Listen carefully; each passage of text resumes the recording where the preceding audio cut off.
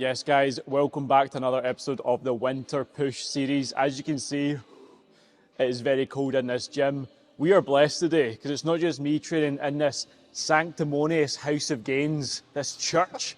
We have these two fellas with us. We got Big Ian and Big Marco.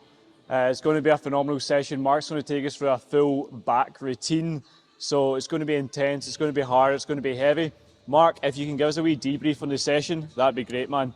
So we're going to start with a single arm lat pull down, get the lats firing, and then we'll move on to a stiff leg deadlift. Some kind of chest supported row, probably like a chest supported dumbbell row. Bit of rear delts, and probably finishing with a bit of biceps, and it'll kind of run like that. We'll do a wee bit of kind of trap work and stuff like that, but the main movers is going to be deadlifts and rows, all the good stuff. Nice. All of us right now, we're entering that kind of fat loss phase, that cutting phase for, you know, Mark's got shows coming up, Ian's got jiu-jitsu coming up, and I've just got a photo shoot coming up. So we're all in that kind of starting phase again, a little bit lean. So we'll give you a little bit of a physique update at the end as well. You can compare who's the most stacked, jacked, ripped and lean. Obviously going to be me.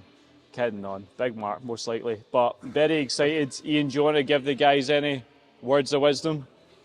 No, I don't really have anything to say. Just looking forward to this session. Looking forward to pulling some meaty numbers in the deadlift. And yeah, looking forward to seeing what Mark takes us through.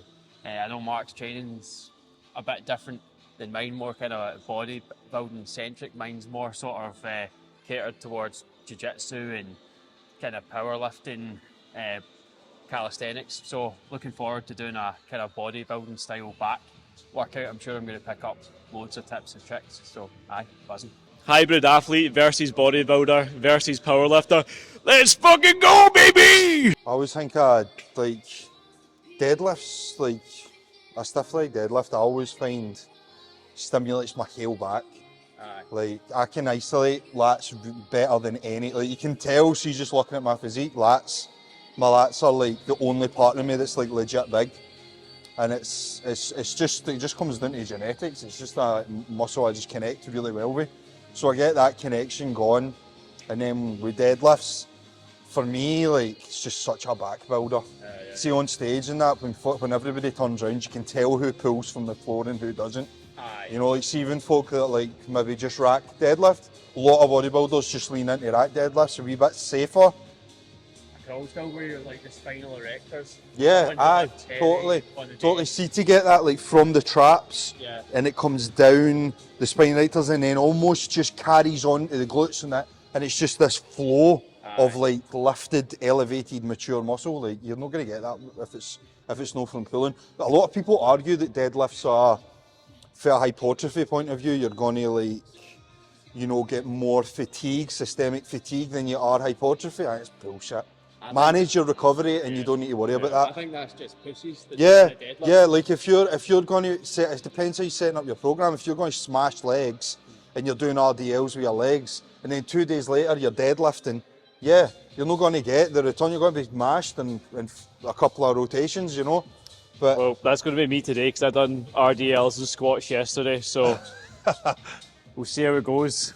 Sometimes, see, depending on how the sets go, sometimes I'll do 2 sets, more often than not just 1 set.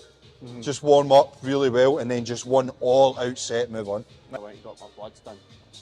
Yeah, things looking good. I think I saw it was up at like 29. Nah, that was the last one, so we'll see what this is. Now that I'm more deeper into a cut, I'm not expecting it to be higher. If it's the same, if it's higher, then amazing, but I don't know. Yeah. It was a good day. It was a good day. With fucking full nuts and a happy smile. Yeah, I had a pizza and didn't nut the night before, so LDL cholesterol was nice and high. Or Watched porn and then went to bed without coming. Woke up fucking test through the roof.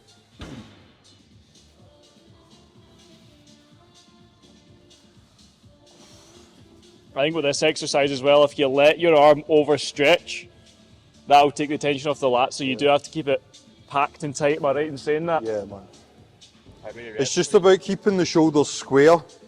You see a lot of people hear that, it's talked about a lot, on Instagram, you know, you hear a lot of influencers talk about this particular exercise, and they'll be talking about not overreaching, and you see people, they're obviously bearing that in mind, but their range of motion comes to like here, and then they'll be like doing all this kind of stuff.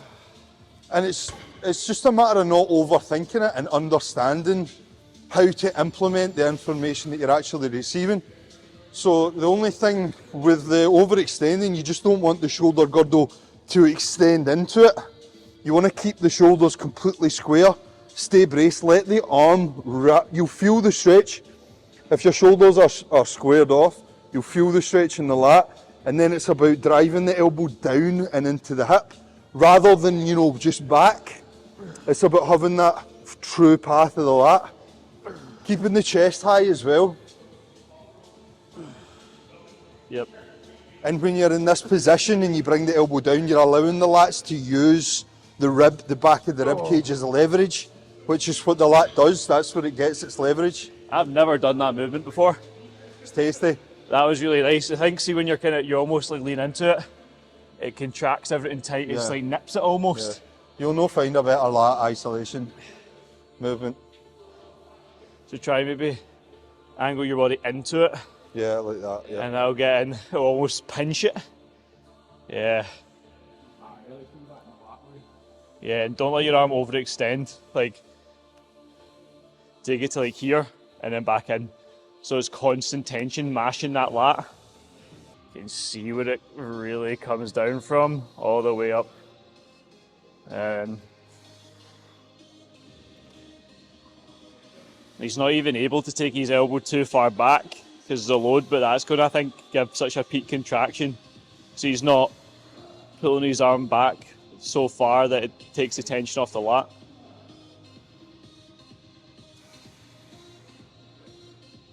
Nice. Come on.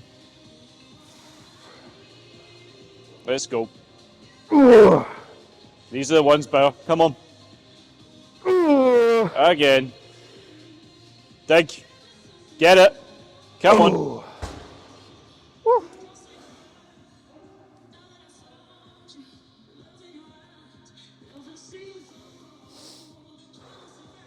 I never used wraps personally. I don't know. I think it like makes the thing too thick for me. And I think my wee hands can't even like hold around it. Yes, still good. Squeeze it in. There. Good. Come on. All the way. Drag it in. Good. We got more. Yeah, Come on. More. Come on. Drag. In. Yes, good. It's an exercise as well you're not going to be tempted to cheat yourself on, because it's just, you want to keep that elbow tucked, and once you get that contraction and that, you just follow that and you're just chasing that contraction. It's not like when you start feeling you're going to be tempted to, you know, get any rear delt or any kind of rotation into it. Oh, fuck. Come on, drag. Good.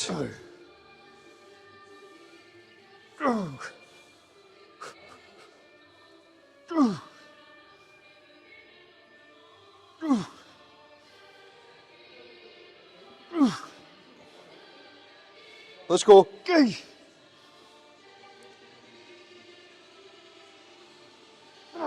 Fuck. Oh. 50 kilos, man. Puff the chest up a wee bit higher. Yeah. Get down, come on, big back. Good. Drag it. Let's go. Follow it in. Come on. Nice. Let's go. Come on. Again.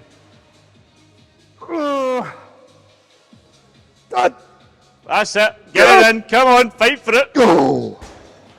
Yeah, buddy. One more. Higher rep, this one. I always feel anything overhand, I'm going to start hitting more upper back. Yeah. Stuff like that. And like a kind of pronated grip as well. Yeah. I feel like you're just going to put a pull down, whatever, with palms facing away or facing down. It's always going to hit more kind of rear delt, upper trap, Yeah. rhomboid kind of. Yes. One more. Another one, come on. Drag. Yeah, there it is. Good. Oh. Good.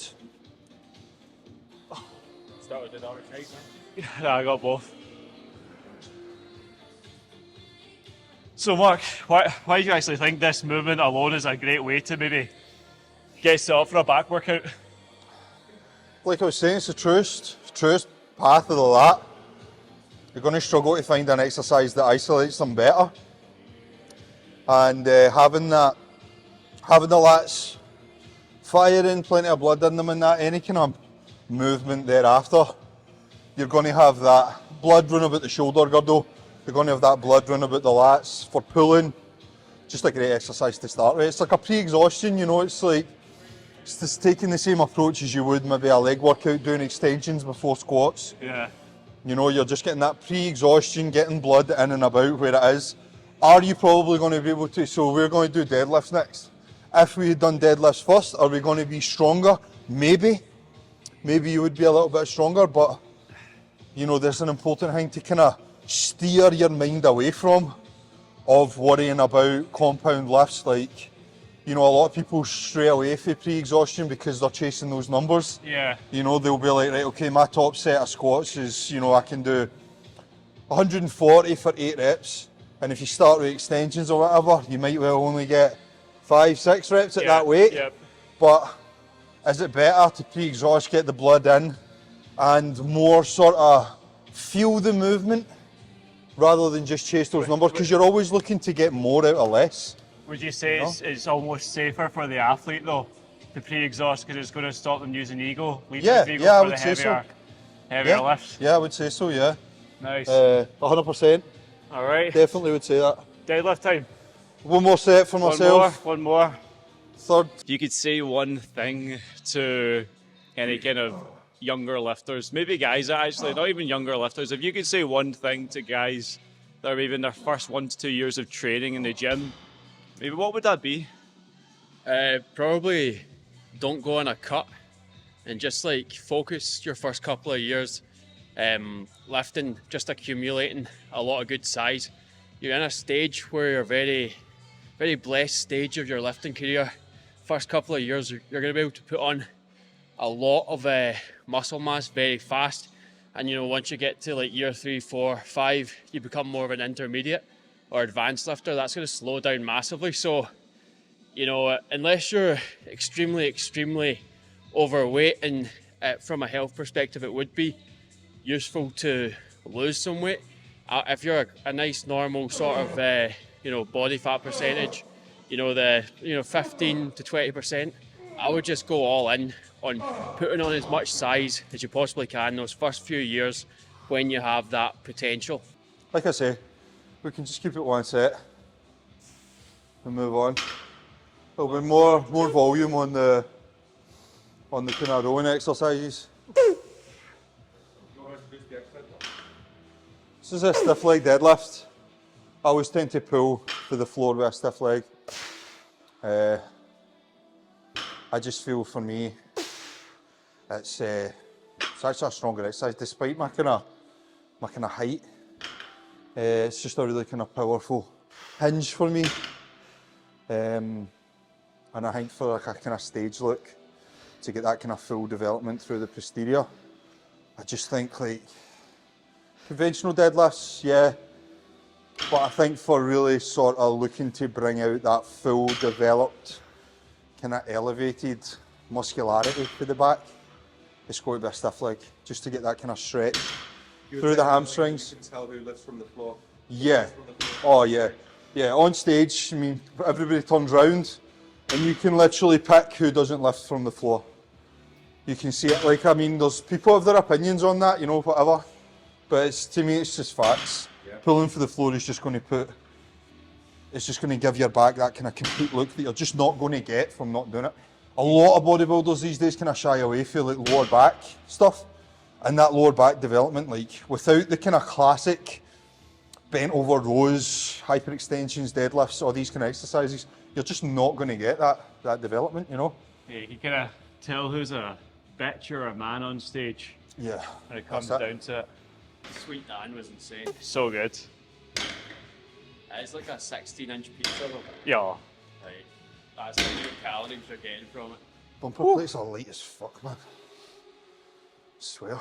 Less gravity on them. That's bar. I like my top set in the off season with RDLs was like 260 or something. Jeez. 240, 260, it was all metal plates. And I like, when I put the stoppers at the end, I would have like a wee couple of centimetres between the plates. So I get the bells, you know, when you start shaking. Yeah. Because you had to be like cling, cling, cling, cling, cling, cling, clings. It was a needs must thing. Do you prefer heating like the metal plate? Yeah, Banging and banging? yeah, for sure. Without a question. Aye. Stuart goes, it might make a lot more sense to take a rest day on the Wednesday. That's kind of like how Cutler done it. Yeah, He would always run like he'd say like an easy day, hard day, Yeah. then a rest or something. aye. He never logged or tracked any of his workouts. He never had a programme. Probably like, I'm going to hit back today, so he'd come in and go, do this, do that. You know, the way Sam Solid does it. But I do a push-pull legs and 2 runs per week. The push-pull legs vary every week. Some days the chest workout starts with dips or pec fly, and then it'll move to a flat bench or an incline Yeah. bench. And everything just varies, you know, as long as the bread and butter's there, you know, Yeah. and the Yeah. volume roughly stays the same, but on a weekly basis it will change just based upon, even in a busy gym, what you have access to, you know. Aye. Aye, exactly. I think I think you've said it before, when people marry into a certain way to do something, it almost inhibits the progress. Yeah. And I They can think, make- see, like, understanding what internal feel is. So, like, you are saying a lot of time the gyms that you're using is going to be busy. So, say the deadlift rack, you can't get on it. So, instead, you will go on and do a couple of rows. Does that make your deadlifts obsolete when you go to do them after that exercise, when you would normally have done them first? No. Because you don't need to go into the set by saying, right, okay, this is my top set. You can just feel through your warm-ups, having done the rows first, and kind of get a feel of where the set's going to go, Yeah. decide what the working weight is for that internal feel, and then take that set all the way. You know, if instead of 220, it's 180 for 10, instead of, you know, 220 for 12, if you took it all the way, it's just, you're giving yourself that exact same stimulus, that exact same Yeah. internal stimulus, you know? Your body doesn't know the difference between like failure with, you know, a deadlift with 100 Yeah. or 60 is failure. Yeah, you know? exactly. Look at that. Yeah, Mark like made the 140 look so easy, so I just went up to it like it was nothing. But it's not even thinking that it's 140. Easy, man. I'm old school, man.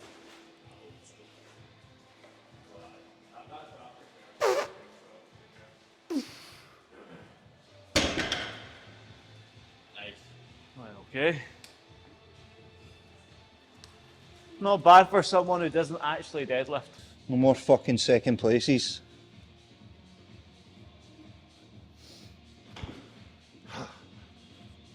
Yep. Let's fucking go, brother. Head in the game on this one. Head in the game. Fucking lightweights, man. Come on, Smooth man. is fast, fast is smooth. Let's go. Ush. Oh.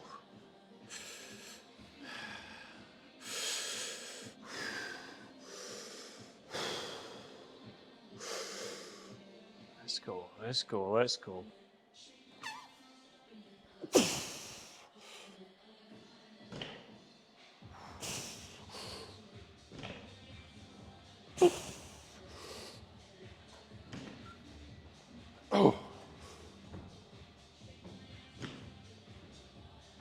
Come on. There we go. Come on. Get it. Stay with these. Stay with these. Nice. Damn.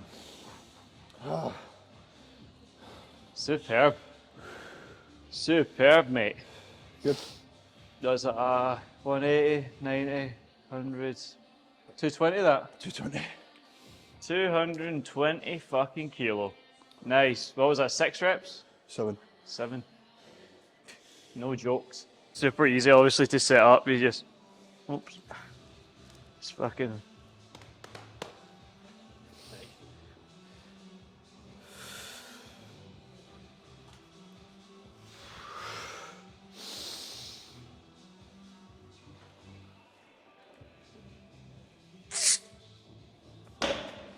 Good.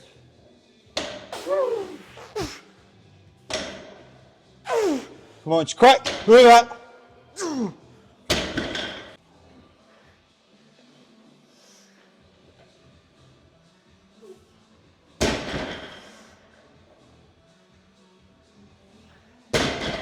Easy.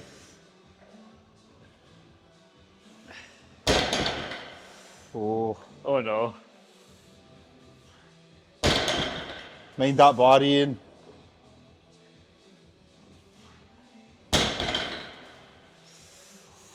God.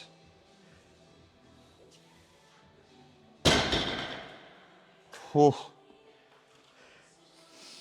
Fair fucking play on that, because the fucking weights were I know, man, the weights were creeping off. fucking cleaners. Stability. Aye, keeping it I tight, know. man. Keeping it fucking tight. Jesus. You don't notice it, you don't notice it. It's like. What you don't know. Could I totally blow the gain on the mic? Yeah. Nice, brother.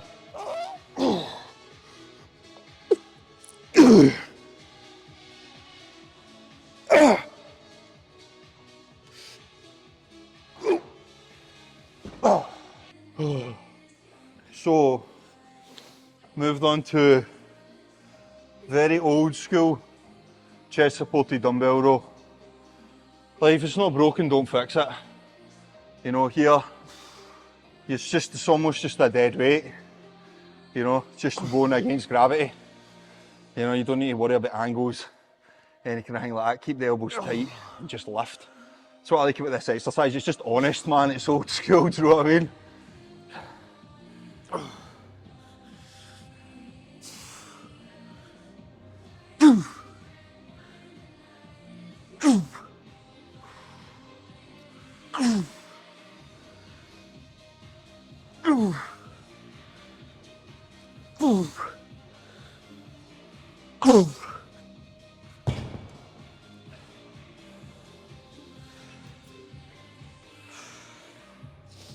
So always with the chest support stuff though, it does take the air out you. It can do. It definitely can do. It's the traps I like. Thick. Connor's got good traps. Per client. Aye. Thick and long. Aye.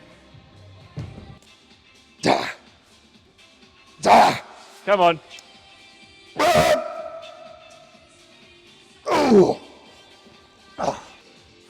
Ready?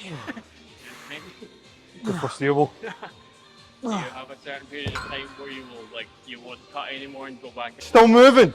Scap together. Good. Come Good. on. Drag it, drag it, drag it. Good. What do you think about pulling from the bench as opposed to just like a standing dumbbell row?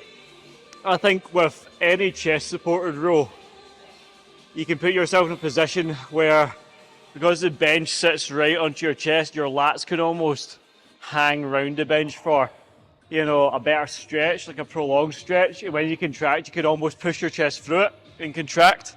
So you could work a little bit of the lumbar as well. But for this, we're kind of hunching. You're always in that protracted range, so the lats will shorten better. And just the pump you can get on is absolutely crazy. A lot more stability can come through it as well, opposed to just being bent over. You maybe run into some like issues with the lower back if you've just been doing deadlifts and going into this. If you're bent over with like 25 up to 50 kilo dumbbells without the support, your lower back will be knackered. Yeah. So you run into issues that way, I'd say. Yeah, for sure. And I think that's a massive thing to remember in program design. One of my main things for a recovery point of view is lower back loading. Yeah. You know, like if you're going in, you're going to do deadlifts, bent over rows, hyperextensions, because that systemically is going to be the most demanding thing. So it's going to be the hardest to recover from. And when we talk about high systemic exercises like deadlift, squats, leg press, all these kind of really hard shit, it's not even so much the recovery for the musculature, like, you know, the soreness, because that will recover quicker than the actual sort of breakdown, if you like, or damage caused to the actual central nervous system. You know, and that's what's going to lead to coming into sessions and consistently digressing and not coming in and feeling stronger and better, but coming in and being like, oh fuck man, it takes you like 10 warm-up sets to actually get going.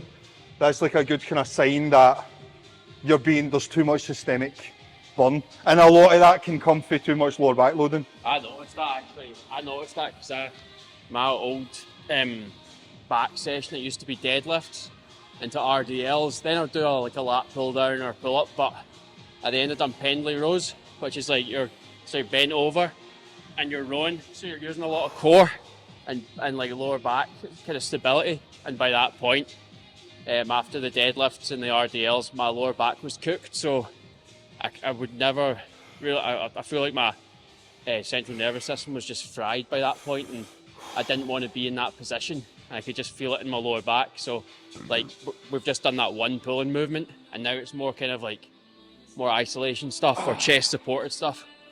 We've used the lower back. We've had that stability, so you know we're not overreaching with it, which is good, I think. Nice, buddy. Come on. Come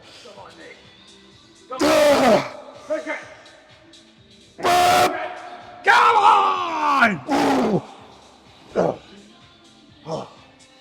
You could have seen me doing that behind you. Good couple of movements in so far. Workout's fun, training with Mark and Ian, always an absolute pleasure. It's always nice doing a programme or a workout that is not designed by yourself. I think when you do it yourself, you can take the easier route. So training with heavier, stronger, bigger guys, it's always worthwhile. But see, just wide grip rows. That high pull. Yeah, I think, because I've always done things like that. I've always done like wide grip seated rows and that, and my full back development's always been good.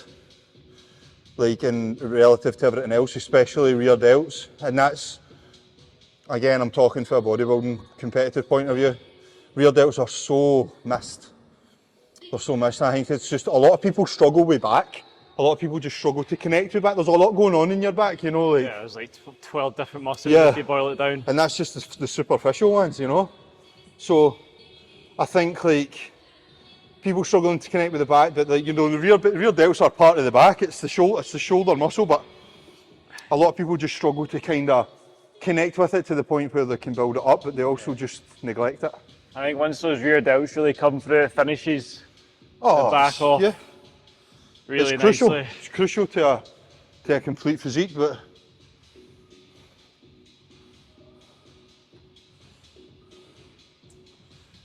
good. Yeah. And see, having that wide, having the shoulders flared is a totally different stimulus all here, right across this top line. And that's all relative to the kind of abduction of the elbow from the body. You know, because the closer in the elbows are, the more we're going to stimulate this portion of the back, this lat. But when we keep the elbows more kind of in line with the upper back, we can get all this kind of upper trap, rear delts, and that's where all the shape comes. You know, like nearing halfway through the session, and think about the actual overall volume that we've done. Low.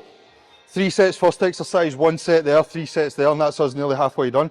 It all comes down to, it's about the intensity of it. Quality, yes, exactly. Quality and intensity, because you can come in and you can smash yourself for like, you know, 5 sets at everything and spend 2.5 hours in, but you're not going to maximise your return on that because we can only do what we can recover from. And that's a big thing that people miss. Everything up here. Boom. Again. Nice. Come on. Come on. You got another. Come on, pull. There we are. Get it. That's the hard part. T-bar row, very similar to the kind of chest supported row with the dumbbells, except on this one, because we're isolating that kind of top shelf of the back, we can hit things from a different angle. Again, phenomenal exercise. You've got that support, no lower back stress, no lower back loading. You can load pretty heavy and get that protraction again, which is going to really blow up the lats, the back, and give you that V-shaped taper, which all you motherfuckers look for. Yeah. See, like with training back as well, I mean, I don't know, probably a lot of people will listen to this and have their opinions on it, but I think for back training, again, from a competitive point of view, to get that dug in look where the muscle, the muscle bellies are so cut in, you're only really going to get that from sets of 12, 15, 20 with like insane stretch and contraction. Because you see a powerlifter or like a strongman, maybe a better example, and their back's huge. You're not going to see a lot of definition there. Do you know? Because there's a difference between like power and hypertrophy. You know, like. Do you not think that's just because they're fat and structured? There's that as well. But I know a lot of guys like see like, like kind of old kind of dusty gyms, the old guys that are in there, and they're like this. Aye. They're like that, and it's almost as if through lifting too heavy with a poor range of motion, they've just fused their back into this shit hunch. Yeah. But yeah, I mean, I think high reps, full rate, like an insane stretch in range of motion is what's going to get those muscle bellies and those insertion points. Get that symmetry, that fucking... The kind of more detail. Yeah. The back, rather than just a clump of muscles. Yeah. Heavy pulls or something. You're going to get the smaller muscles. You're going to get the... Yeah. Nah, you don't want to just be looking fat buff. Yeah. And it's so much about feel. Like... Yep. That's what I love, like, you get strongman, powerlifting, bodybuilding, Olympic lifting, it's all lifting weights. But when it comes to bodybuilding, it's... Lifting the weight's really just the tool to get the look that you're after, rather it's not about lifting the weight. How you lift the weight. It's how you lift the weight and being really, really mindful about what is contracting and staying in that, like a good example, like when we were doing the isolating lat pull, you feel the burn in the lat and the lat's dying and your range of motion's starting to get short and you can do a couple of partials and that and then stop. And when you finish, it's just the lats that are fired up. That's what you want, that level of focus and accuracy in the training. You can still get like really strong during bodybuilding. Yeah, but it may come at a slower rate than it would do if you were powerlifting solely. Yeah. Because powerlifting's limited exercise selection. Whereas bodybuilding, you're maybe doing, across a week, 10 different exercises per muscle group. If you're doing like volume, frequency and stuff. So yeah, for my training, like a lot of the time with the push-pull legs that I run, I do a lot of volume. I do like a 15, 12, 10, 8. The 15 to 12, they're like feeder sets for the 12 and the 8. I like that. You're still, if you lay that in front of someone, that's like, you're doing fucking what, 30 working sets? It's like, not really. I used to do mesocycles with time under tension. So I would do a set of 12 and each rep would take 10 seconds to complete. 10 second negative, 10 second positive. And then I would put the weight up and do a set of 8 and then a set of 6. And then, so the set of 6 would be the heaviest weight. Once I'd done the time under tension with the 6, I would do 6 regular speed for 2 sets and then increase the weight by like 40%. And just regular. So like I would do like wee mega cycles with that amount of volume, but I think having done all that kind of stuff and like, because that's the thing, you've got a lot of people that will be like, oh, it's all about high intensity, low volume, and it's like, right, okay, have you ever tried high volume? Or have you just, has the first influencers that you've chose to take heed of on the internet, is that the way they train? So you've just adopted that and decided it's best for you? Because I don't think that the way that I train specifically is going to be the best way for everyone to train. Yeah. Some people will respond much better to higher volume. Some people will respond better to much even lower volume than I do. You know, but that's a thing that's going to come. If you're being coached, that's a thing that your coach is going to have to be able to pick up on, depending on your feedback and your own recovery. And if you're not being coached, it's a thing you're going to have to learn how to pay attention to, which can be difficult. At the end of the day, it's all hard, and you've got to expect to feel uncomfortable in terms of, like, you know, soreness. But where do you draw the line with that? Where do weeks go by where you say, I'm just not fucking recovering here, you know? And then it's that line of saying, right, okay, do I need to pull back, or am I being a bitch? And it's having the knowledge to take the emotion out of it and be able to look at it subjectively and say, no, this is the best course of action, you know? Anyway, big fucking back. Come on then.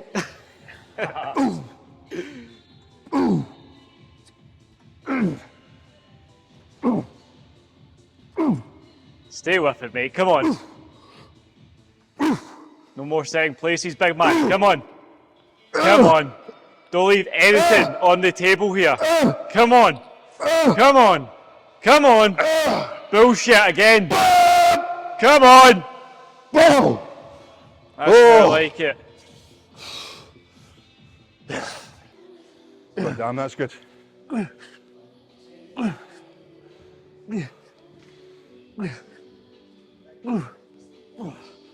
Leg. So you're taking the BPCs in a pill? Aye.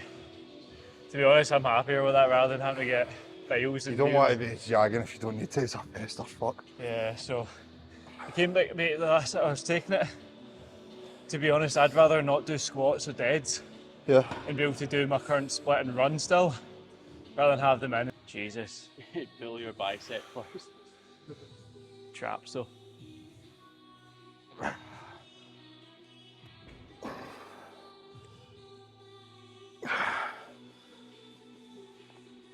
Nice, mate. Nice.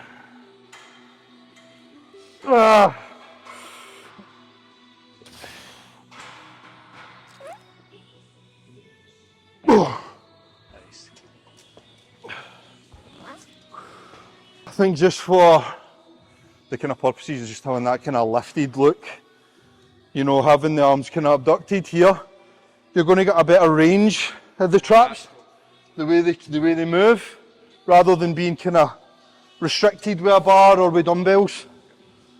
Hit me up. Am I trying to flare the traps? Just allow them to just be relaxed, and all you're doing is lifting your shoulders to your ears. Perfect. That's all it is.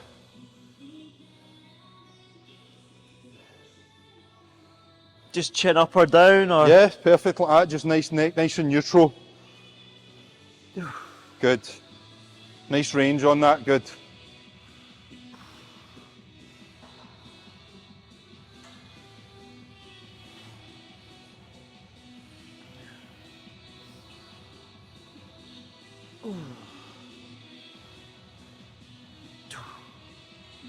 Yeah, all the way, all the way. Only 2 sets of these, make them fucking count.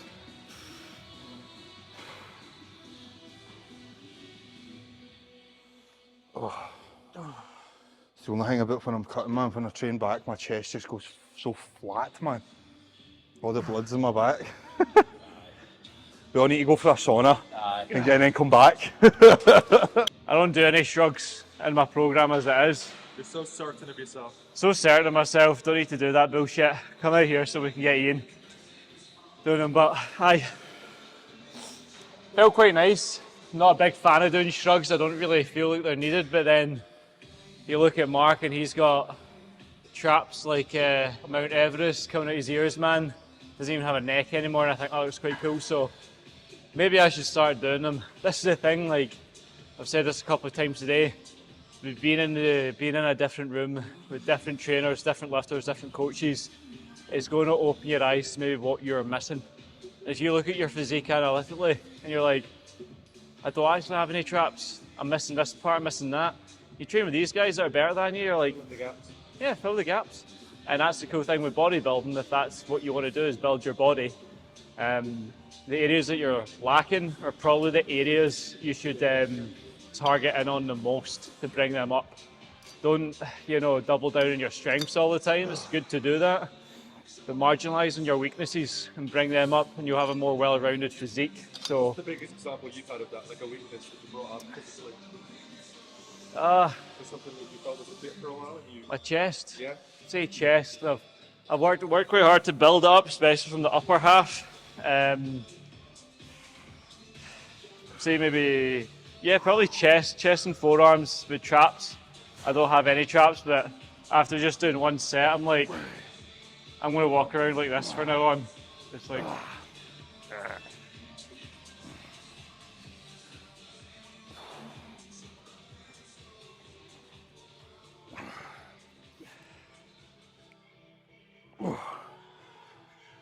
come on, Marco.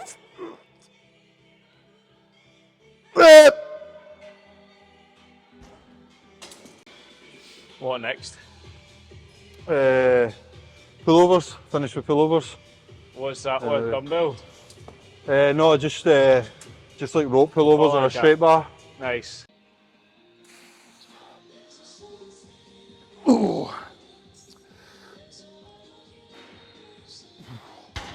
Right. Always got to finish with that. Advantages of this movement and why are we finishing with it? Like to finish with this movement just to kind of open it up, you know, like it can be a good movement to start as well. Just the same kind of rationale, it's for kind of isolation more for the lats. Yep. But I like finishing off with this one with a straight bar. I prefer having the straight bar rather than the rope. Yep. Why? Personal preference. Sure. But yeah, again, it's just like another way to just kind of almost like kind of rinse blood through the back. That's the kind of thought process behind it. Is there any kind of scientific basis for that? Quite experience. Quite a wee bit of experience. But yeah, it's a good opener just to finish up. Opening up, you know what it's like once you've been doing a lot of rows and that, you can feel a bit locked up. Yep. So like to get finished with something that's kind of stretching, Yep. you know? Yep. Because I think the best way to kind of maintain flexibility is to train with flexibility. Yep. Make the muscle long. Yeah, exactly. Muscles gained through the range it's trained. Wee Poliquin number. I like that. Although, do you know what I would actually say? Full range of motion is overrated. Yeah, I would say it's overrated. Why? Because, so like leg training, you could adopt less of a range of motion to work around injury or to bias more quad, take out a wee bit of glute, take out a wee bit of hamstring. But does that mean that you shouldn't train with a full range of motion? No, but I don't think it's the be all and end all. You know, I think for certain exercises, like sometimes biceps as well, sometimes I think it pays to not have a full locked out arm. You lose tension. Yes, I would probably say you can lose a little bit of tension, and maybe like something like a preacher curl, if you're going a bit heavier, you're going to be safer and you can keep it on the bicep. But does that mean that you shouldn't? But for some exercises, I would say you do want to get, so that's just my meaning that it's overrated. Like, People you know, claim it's important for every single it's Don't take it to the extreme on everything. yeah. I think there'll be a lot of cases where it's not the best course of action. There's a time and a place for it. Yeah. I usually use a rope or a dual rope, so like two attached. For the straight bar, I felt quite good with it. I've never really done it so upright, but I did feel my lats shorten. And like Mark touched on, if your back's all a bit jacked up off the back of doing a lot of rowing movements, it's quite a nice wee lengthener at the end of the session. But usually this would come first for me on a back day, or second after like a chin up or a pull up. So interesting to finish off with it. Overall, this whole workout today has been different from what I would normally do, the way I would structure it, but it's been enjoyable. Really improved the sweep of the quad, kind of isolate that a wee bit more. So, and you'll see that all the time. You know, you see like Mr. Olympia's doing like leg press and hack squat, and they're not even coming down as far as 90. And eggs. Yeah. I've been eating like 8 to 10 eggs a day. Nice. Oh, Lots of good healthy fats. yeah, and just cooking them in the microwave though, scrambling them. That's fucking horrible, man. No, it's so good, that thing. A nasty motherfucker. That It's is. like old school. What? So you put it, I've been having them scrambled through the microwave and I've been loving them. No, I don't like it when you see guys. It's over These stupid dramatified. things, you know. Yeah. Overly Like Alex, dramatic. the way the Arnold and Franco Conway stuff, they've come up. But why like this rather than single arm? I think it's a lot harder. I think with single arm you can I literally got That- frozen veins at the moment. dip and swing on, you know, kind of get into it. But I think standing like this, it just makes that a little bit harder. IMO. Are they called in Batman? Mr. Freeze! Like my veins are feeling like they feel frozen. If I have to suffer, then the world must suffer with me.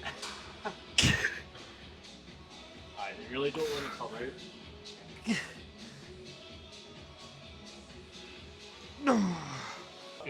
Amazing gym session there with Big Marco and Ian. Smash back and a wee bit of biceps, but it was so fucking cold we couldn't even get a pump between us. So, is what it fucking is. We'll see you in the next one. Let's fucking go.